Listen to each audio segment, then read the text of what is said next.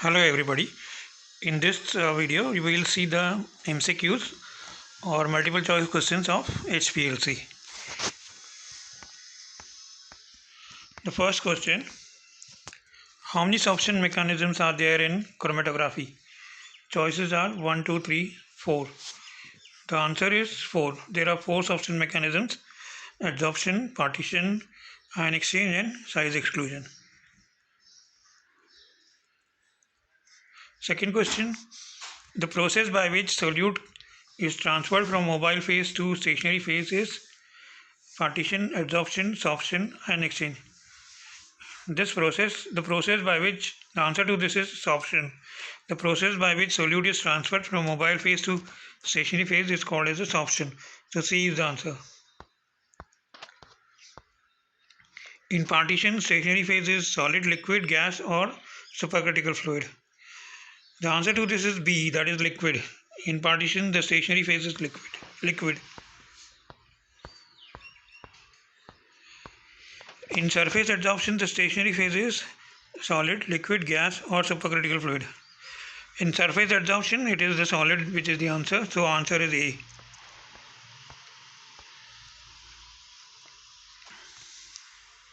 In which sorption mechanism separation molecules are always remain in the sample molecules always remain in the mobile phase? The mechanisms are adsorption, partition, ion exchange, exclusion. So the correct answer to this is exclusion. In exclusion, your sample molecules, they remain in the mobile phase. They do not get transferred to the stationary phase. Whereas in all the other three mechanisms, the molecules will get transferred to the stationary phase. Tailing effect in a chromatogram is more likely in adsorption, partition, exclusion, ion exchange. In adsorption, there is tailing effect is observed if the sample is overloaded. Fronting effect in chromatogram is more likely in adsorption, partition, exclusion, ion exchange.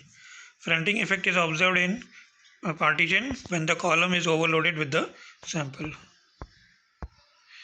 Fronting and tailing are symptoms of the choices are underloading of the column, improper mobile phase, overloading of the column, improper stationary phase.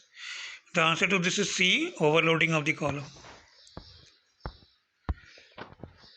When a sample is introduced on a column and a mobile phase is passed through the column continuously till the sample components come out, the process is called elution, dilution, separation, isolation. So this is called elution.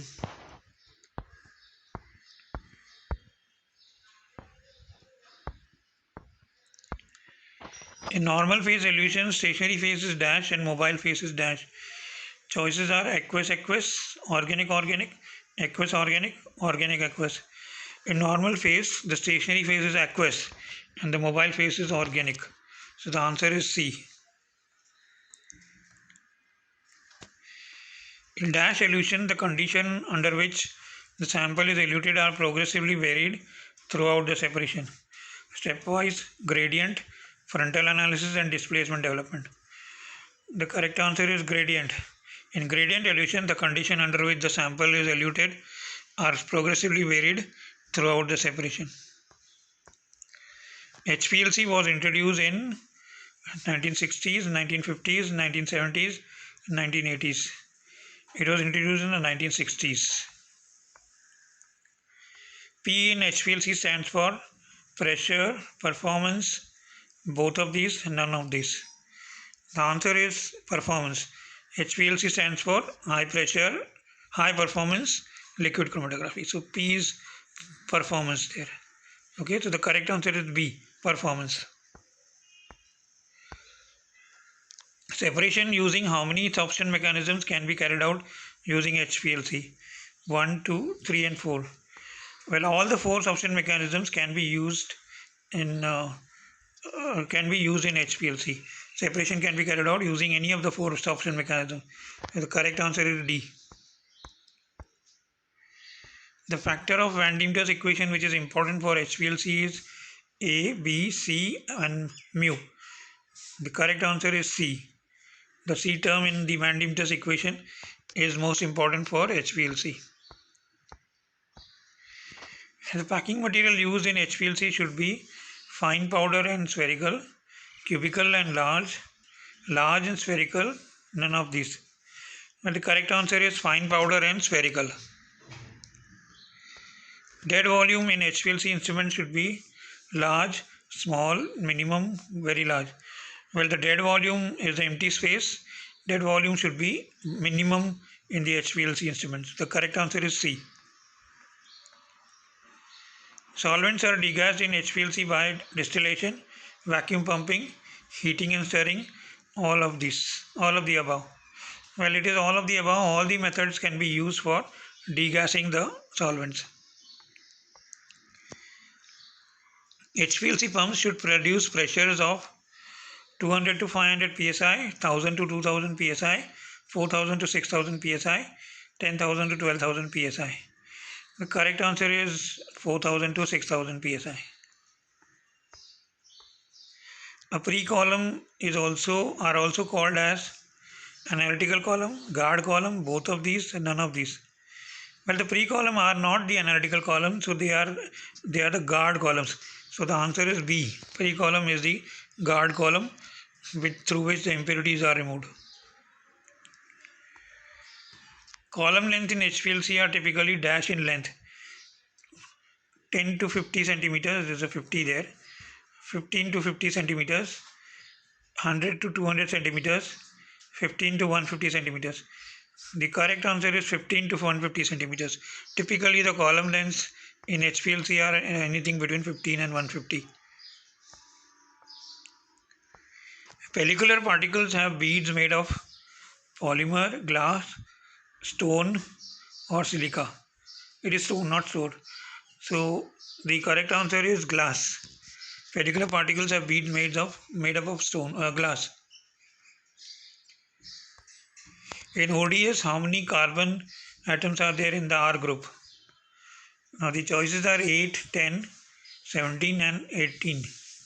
And ODS stands for octadecylsilane. Octa means 8 and decyl means 10. So the correct answer is 18. Octadecylsilane has got 18 carbon atoms in the R group. Correct answer is D.